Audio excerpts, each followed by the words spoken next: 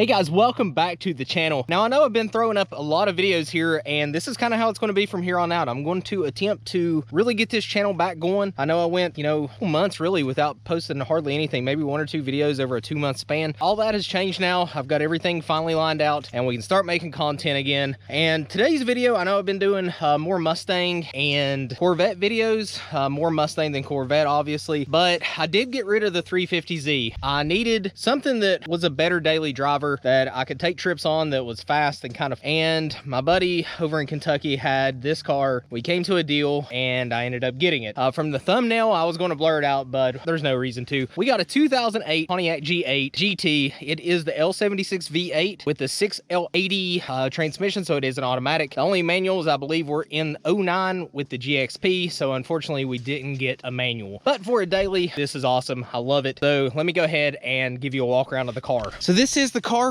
It is, like I said, an 08 Pontiac G8. Pretty much stock, has some aftermarket wheels, aftermarket rotors as well. I think these are VMS, somebody said, 19-inch squared setup, front and rear. I did put new tires on it and got an alignment. When I got the car, the insides of the tires were completely wore out, so it didn't need an alignment, and the steering wheel was a little bit off. But my buddy, Matt Bishop at EMS Tire and Auto, I will link his channel in the description below. It is Bizarre Hatch. He just got his channel going, so all of my viewers, go over there, give him a subscribe, give him a follow, and let's get his channel built up as well. But he did an amazing job with the alignment. Steering wheel is completely straight now, and everything works as it should. I also reprogrammed my TPMS sensors because these aftermarket wheels got new TPMS sensors and never got fixed. But everything as far as that goes is lined out now. Coming around to the back of the car, it has been debadged, except I did put a little matte black LSX decal on there just to give that little subtle touch. Does have a muffler delete, so it is factory manifolds, factory mid pipe with muffler deletes. Sounds pretty good. I'll let you hear it just here in a second. As far as the exterior of the car goes, it does need some paint correction. It's absolutely filthy right now,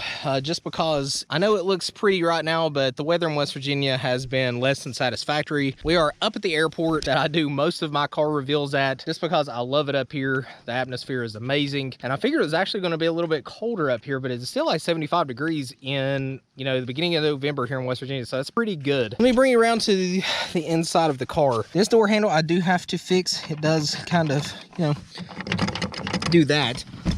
But the inside of the car, it needs cleaned also, but this is apparently a common problem, so I have to fix this. Everything else is in very, very good condition, both front and rear. Seats in the rear really look like they've never even been sat in. There are next to no wear on the front as well. Coming around to this side, more of the same. I have some Mustang parts in here actually. And then this side of the front, again, very, very good condition on everything. Like I said, I do have to clean it. Front of the car, I don't know who did these, but they are like rhino lined material and it catches everything. I wiped the car off the other day and it actually caught like every fiber from the towel, so it kind of like miscolored it, I guess. So we've got to do something with that. Headlights, they are a little bit foggy. I'm gonna wet sand and buff these just to get them to look better, but I think I'm going to get, I think it's by Mavman Carbon. I'm very new to this platform. I've been creeping on the Facebook groups, kind of figuring out what and where to get parts for this car. There's apparently a set of headlights that has like DRL around the outside of it. Looks really good on this car and makes it kind of look a little bit more modern. So I think I'm going to grab those eventually for this car. Let me go ahead and pop the hood.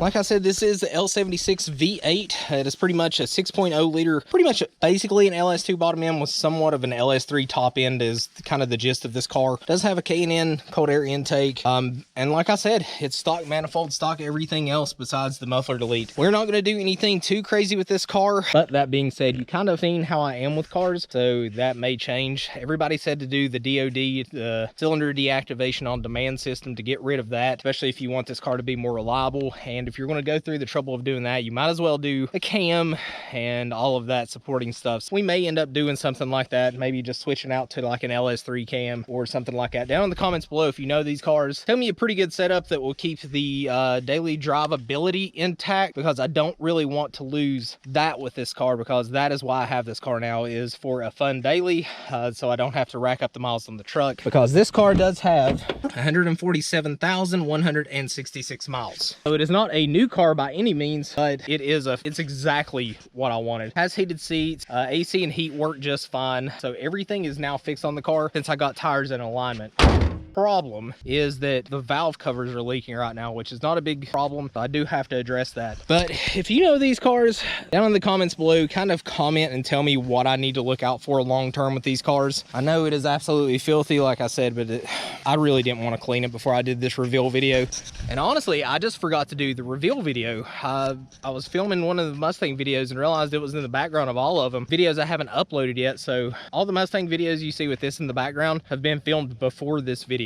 That being said, if you like the G8, if you like the new daily, go ahead, smash that thumbs up button. Kind of helps out the channel apparently, and I would like to continue to get the channel to grow. If you want to see pictures of all the builds and videos and stories before they make it to YouTube, go over to my Instagram. Link is in the description below. And guys, be sure to go down right below the video, hit that big red subscribe button. We are on our way to 4,000 subscribers. Hopefully we hit that by the end of the year, and hopefully the channel will continue to grow, because I really want to make something out of this channel. But that's going to be it for this video. Hopefully you guys like this, and like I said, down in the comments below, let me know the problems I need to look out for this car. If you like the car, let me know, and I will see you guys on the next video.